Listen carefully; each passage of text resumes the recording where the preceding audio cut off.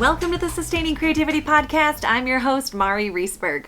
Over the past several years, I've combined my degrees in acting and somatic psychology to share my sustaining creativity techniques with performers. And now I've decided to share it with a bigger audience that includes you. I believe we are all creative, and this podcast is all about that. I'll be interviewing people from all backgrounds, ages, and creativity experiences to share just how creative we all are. Today, I'll be chatting with Natalie Oliver-Atherton, Mrs. Colorado American 2023. She's an actor, singer, dancer, and owner of the Namasté Works vocal and acting studio. Please enjoy Natalie Oliver-Atherton.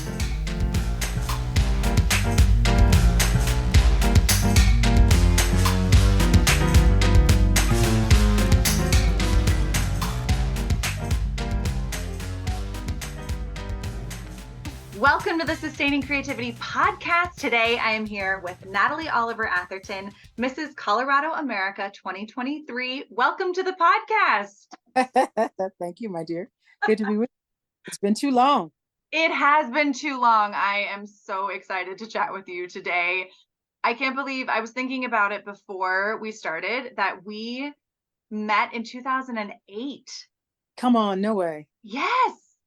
2008, that beautiful rock opera that we did together. Yes, indeed. I was in the middle of grad school. Don't know how I managed to do that, but how did I know that? I don't know.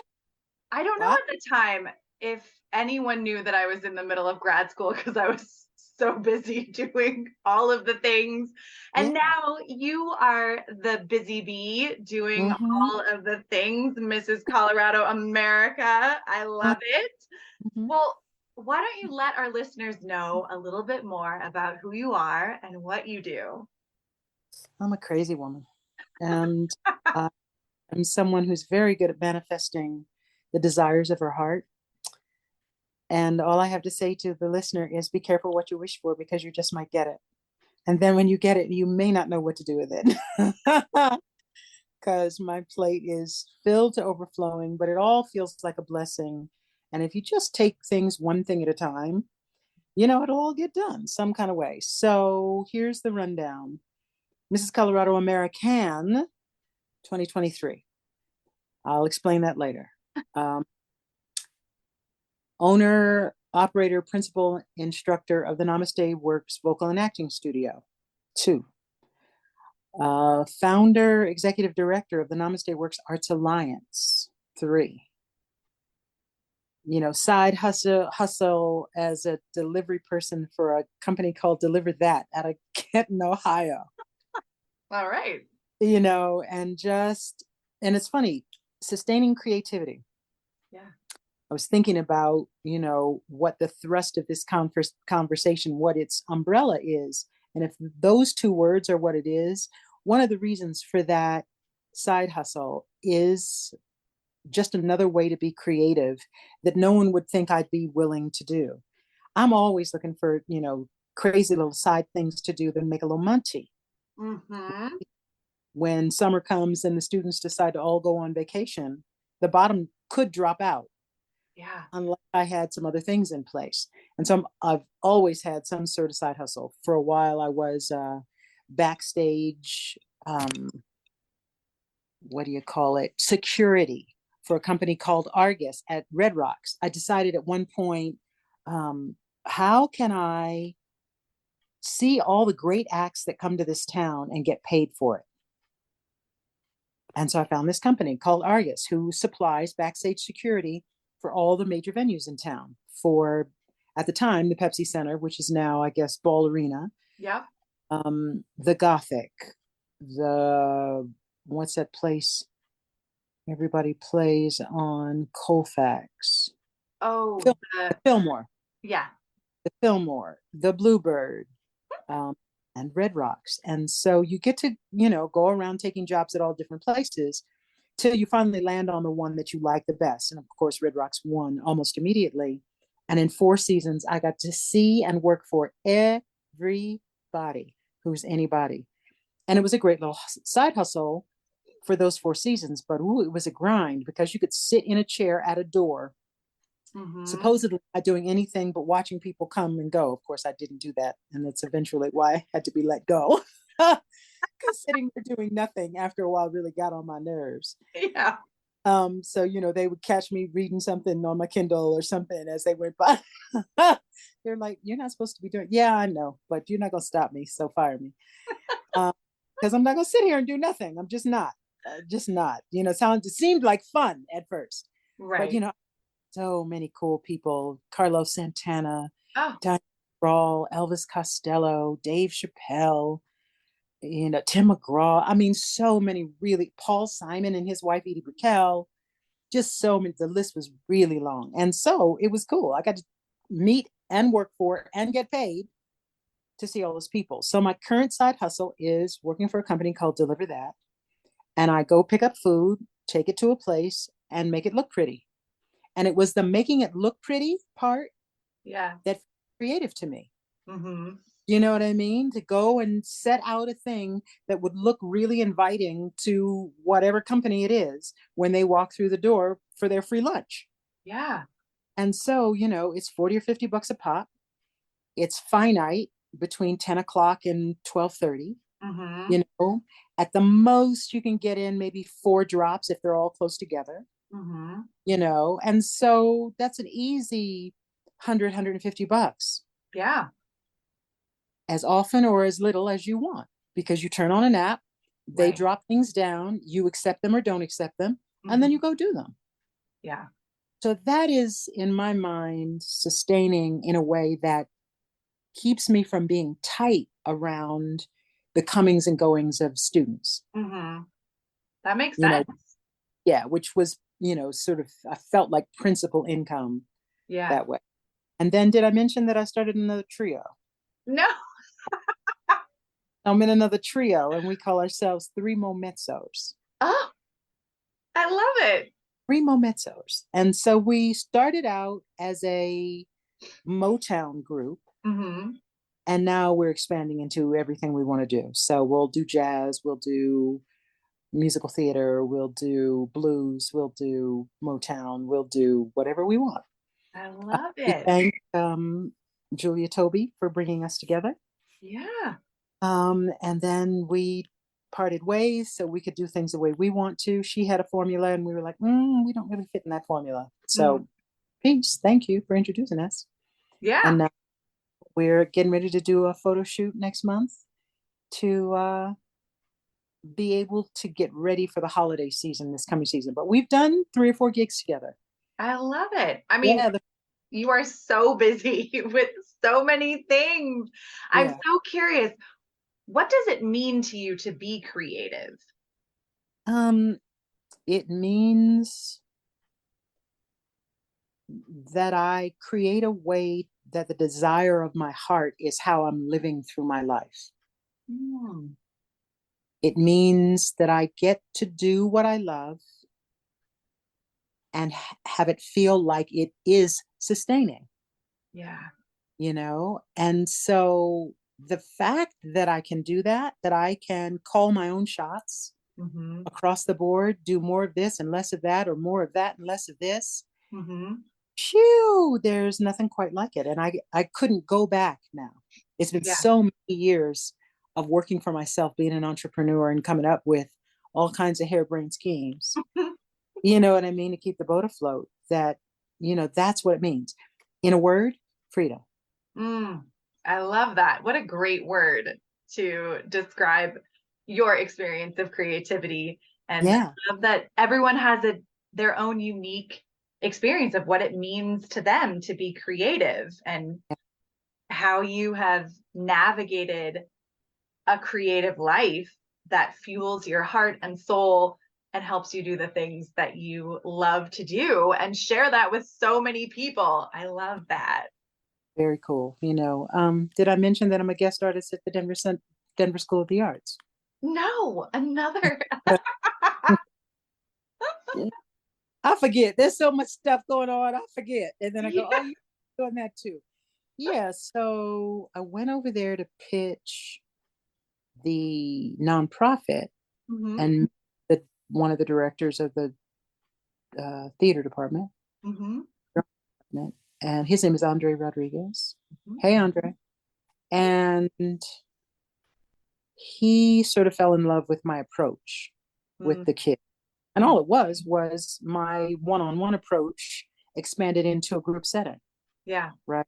It's like, see, these kids, they need somebody like you around who will make them accountable, hug them while slapping them at the same time into shape. Yeah. You know what I mean? They need someone like you and to tell them the truth about what it is to ply your trade in the entertainment industry. Right. For real, you know. And so as someone, at 63 who's done a lot of what they all want to do, commercials and voiceovers and starring on Broadway and singing at Carnegie Hall and, living, seeing things and going, oh, I want to do that. Headlining in Las Vegas, Yeah. being able to say to them from the horse's mouth, well, this is how it went for me. Mm-hmm. It's not gospel. It's my version. Right. You know what I mean? But I can tell you how it went for me and what I did and how I navigated it and kept it from driving me crazy or wanting to take my life. Oh, as it does for so many people. So that's really, and of course I was the one saying, you'll never catch me in a high school. Surprise. Why do I yeah, why do I bother? Because God is always laughing at me. It's like, you'll never do what? Oh, I'm gonna make sure you do that now. Right. Here you go. Yeah, exactly. Let me help you understand. You are not running this. And I need you over there now. Get the hints. Oh. So Andre said, so could I convince you to come back next year? Sure. In what capacity? Well, to teach some classes. Okay. So he sent me this whole list and I looked at the list and went, oh, I do that already, do that already, do that already, do that already, do that already, do that already. So I sent him a list of 6 or 7 things and said, all right, which one of these do you want me to do? Silence. All of them? I was like, what?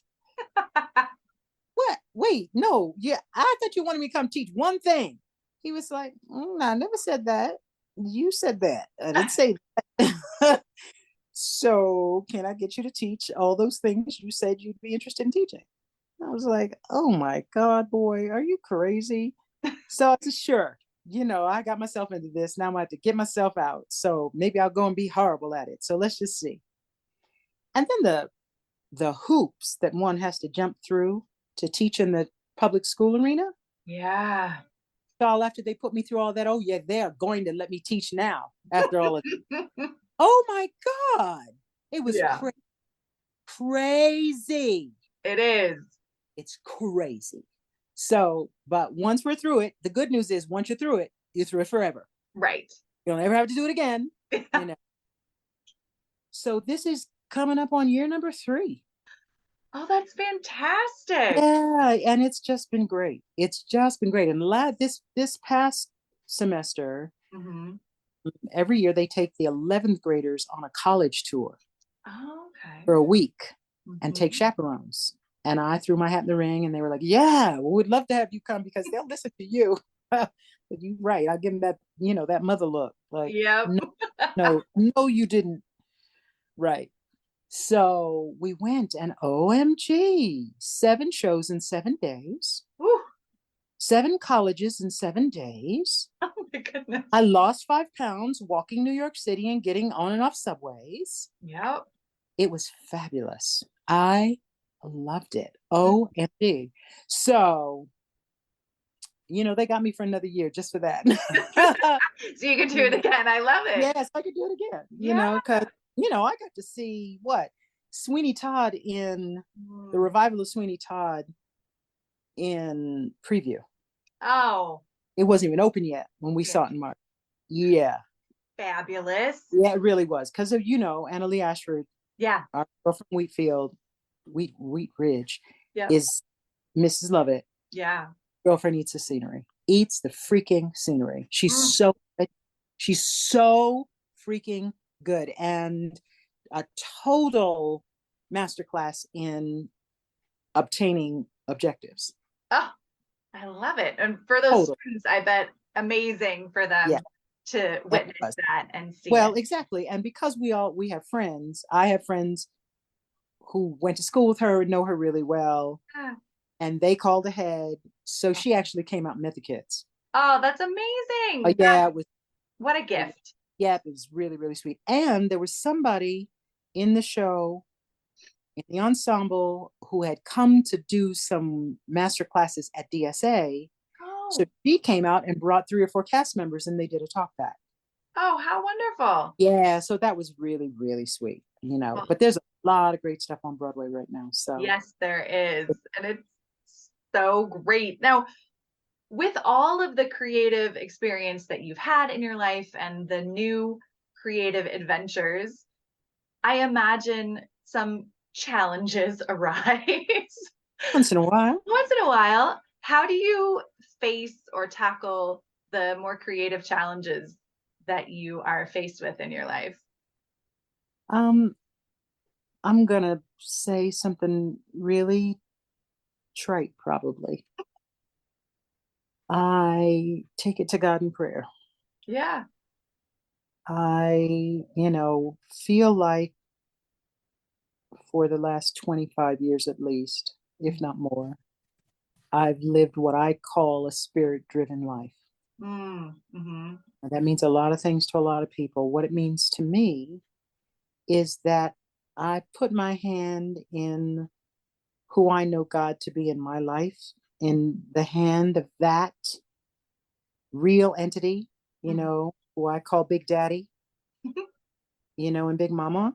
Mm-hmm. In my mind, God is a masculine and feminine principle. Mm-hmm. So between them and me, we've got a co-creatorship going on here that I try not to make a move without them. Mm. So when stuff hits the fan and challenges are placed in my way and it seems tough, I just go to praying. It's like, okay, guys, what's this for? Because this doesn't feel good and I don't like it and I don't want to, and whatever it is. And somehow, some way, because of that, there's a calm, Mm. what the Bible calls the peace that passeth understanding. Mm-hmm.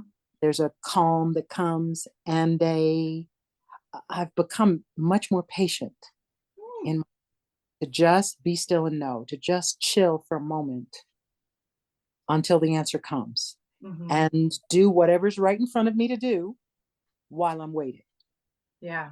for the answer. Oh, so that's another sidebar. So did I also tell you that I lead spiritual journeys to Egypt for people for 2 weeks? No. Ah. So there's that. So I've been to Egypt on spiritual sojourns 25 plus times. Wow. The last 4, I've actually been the tour leader, co-facilitator myself. Wow.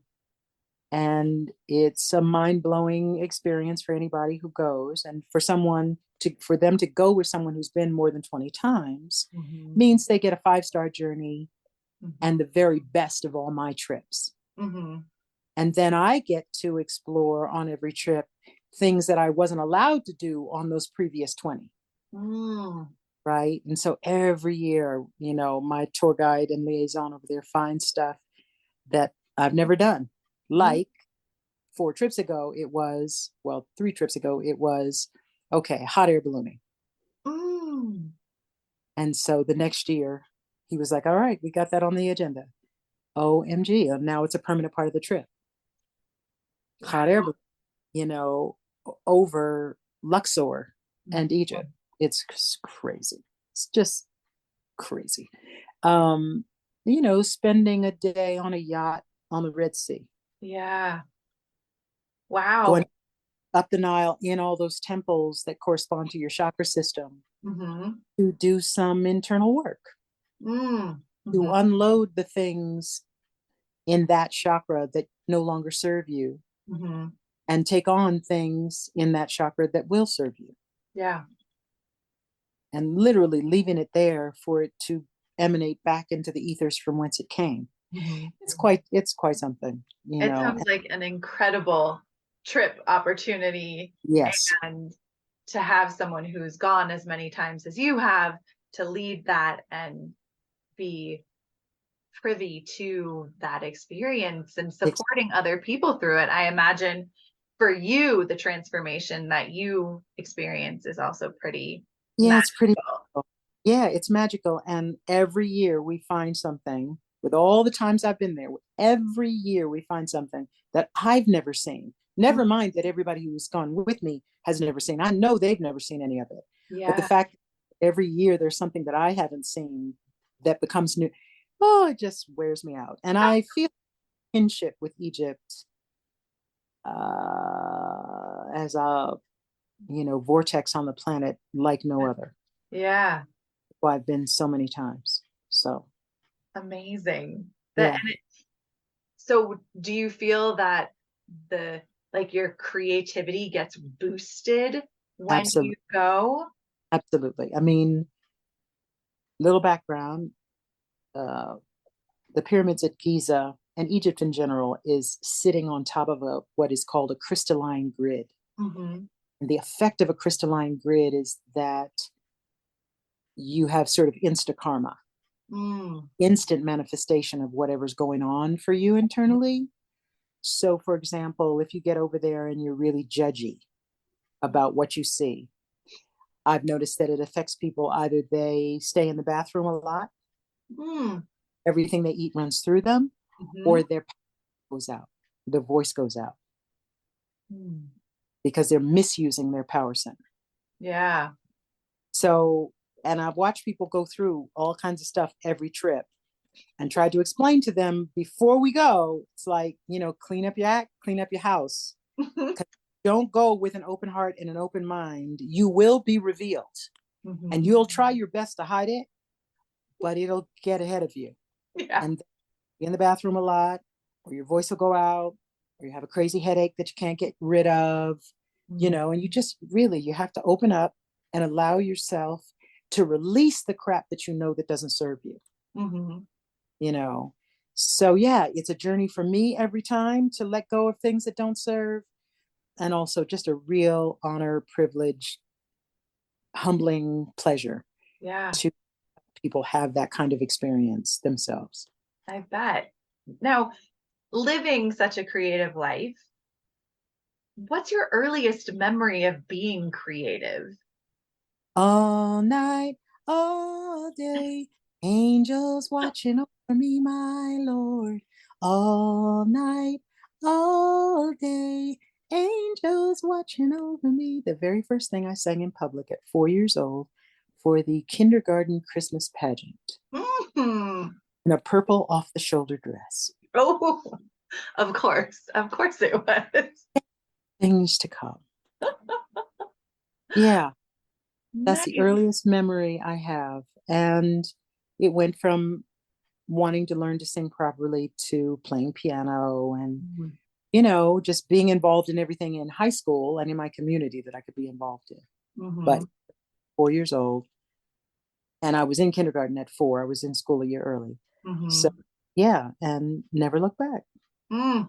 Was this love of performing and creativity and creative expression encouraged growing up, or was this I, something that, yeah, it was?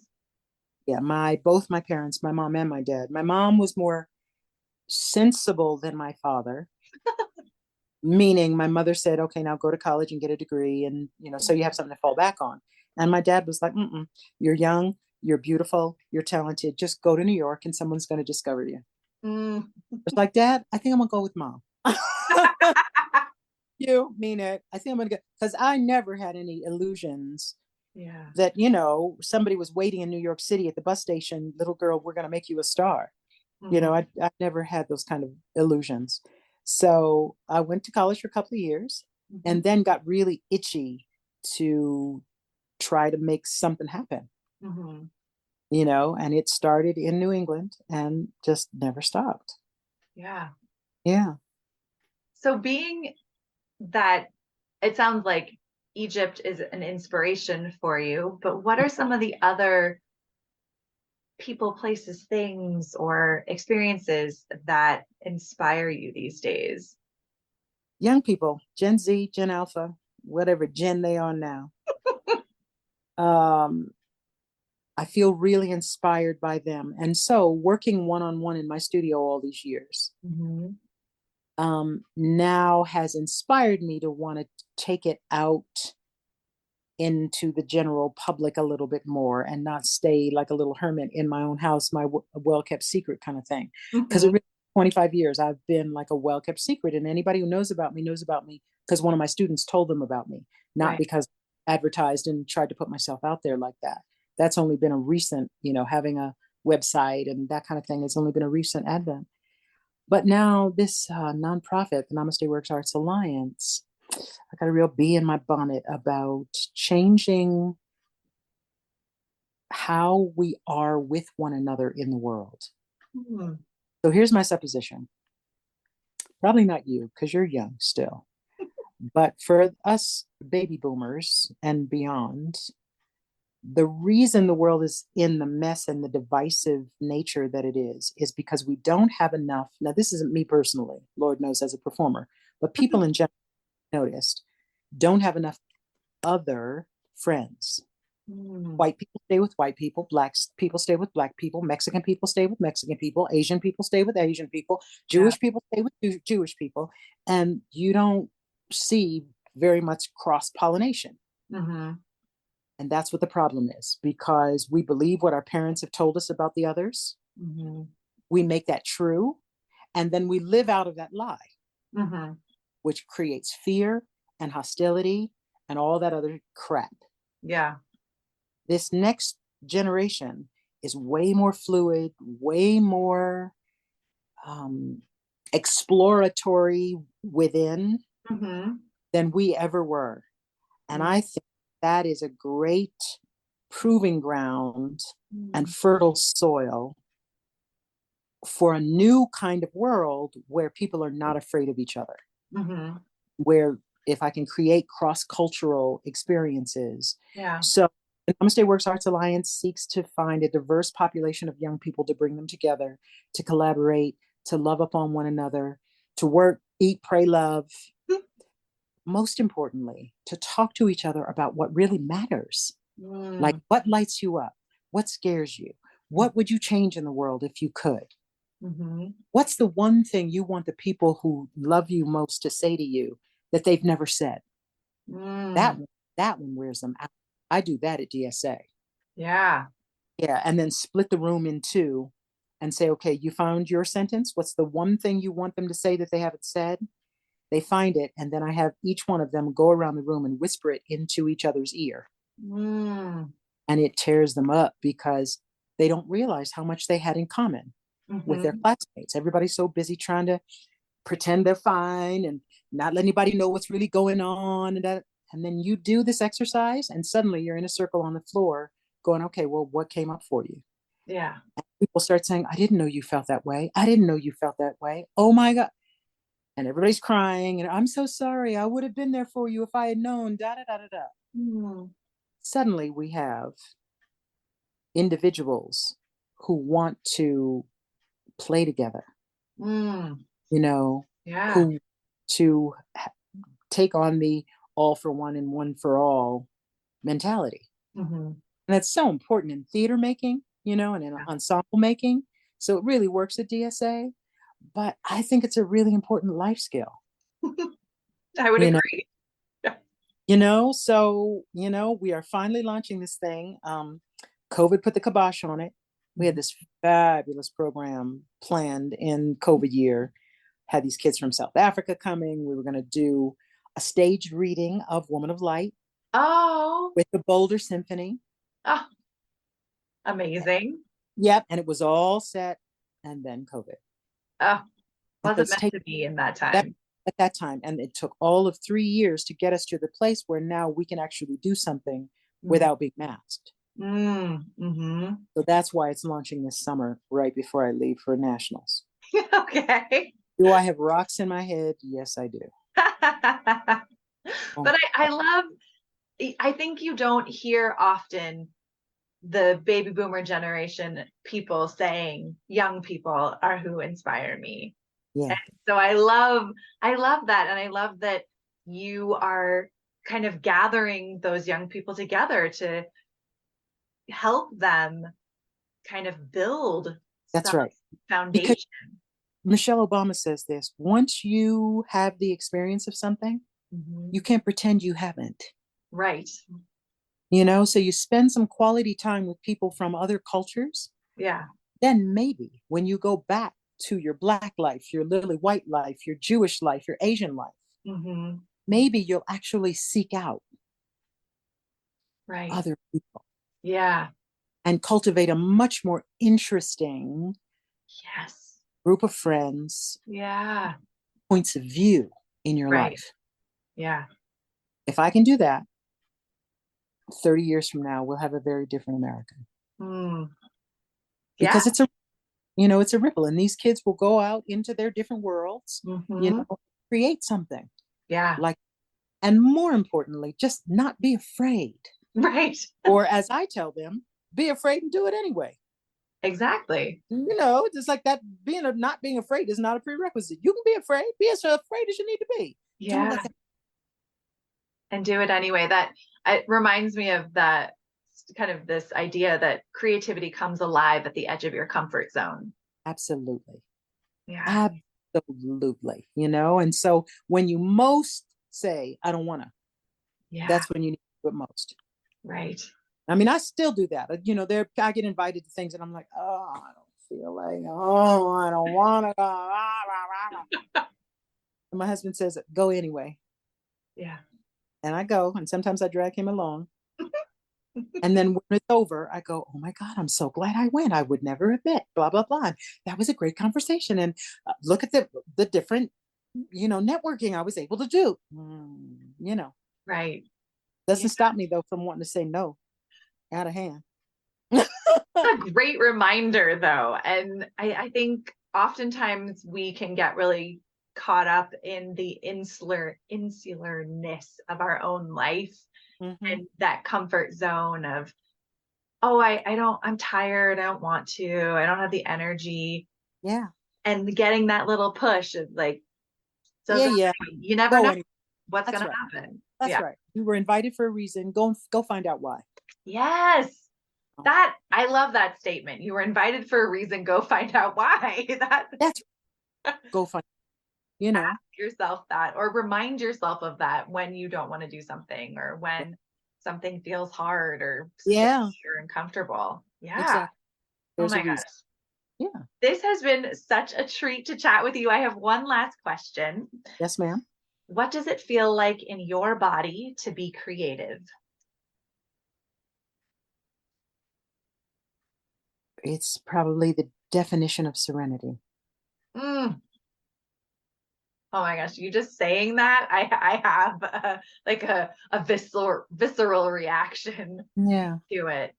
Yeah. Yeah. When I'm in the moment, being the most truthful with myself Mhm. and feeling like I can do whatever I want to do, however I want to do it, Mhm.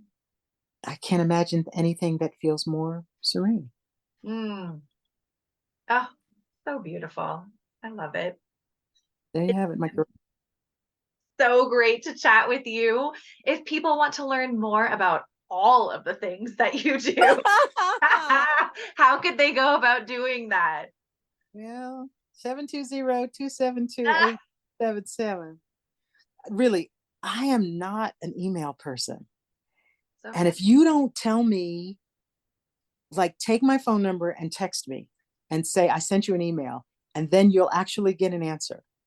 Because I don't check my email every day, but I do check my text messages and will send you the longest text you've ever gotten. But I don't know what that is. I prefer texting to email. Yeah. Unless it's really, really long and it's dumb to put it in a text. But I don't even care about that. It's like, it's very funny. And I guess there's something about the immediacy of it Yeah. that I like. And I can see the little bubbles when you're answering me back. Right. There's something about that. So that's the number one way. But www.namasteworks.net if you want to take voice or acting lessons or you want to be pageant coached.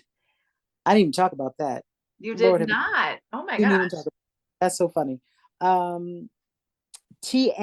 TNWAA.org is the Namaste Works Arts Alliance. If you want to volunteer, if you want to give me some money, I always accept some money. That's the place to go there. But I'm telling you, that phone number for anything you want from me, you want to hire my trio to do something, text me. Awesome.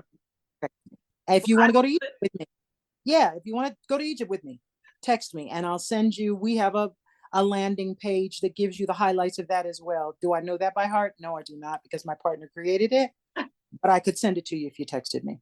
Perfect. So 720-272-8377. I will put all of that in our show notes so people have easy access and they can find you on social media and see all of the things that you get up to. And you're Mrs. Colorado American now. So. Okay, I guess 24, 25, 26. My night is the 25th. You can stream it if you want to watch. Okay. And if you sent me your phone, if you texted me, I would send you the link that would allow you for $25 to watch my night. Because the three of us, Miss Colorado for America Strong, Mrs. Colorado American, and Mrs. Colorado, all compete separately in our own competition. So 150 women are coming to Las Vegas end of August to compete for those national titles. And then in the Mrs. division, Mrs. American and Mrs. America both go to Mrs. World. Oh my goodness. So this is not the end of it if you win. Yeah. Well, so exciting. I wish you all the best. And thank you so much for chatting with me. It has been such a treat.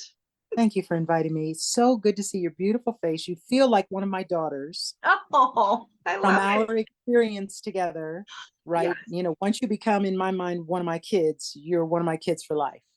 I get it. So proud of you. Watching all that you're doing and excelling at and creating is just a joy to watch, and that our lives were destined to touch is a blessing. Absolutely. Well, thank you again.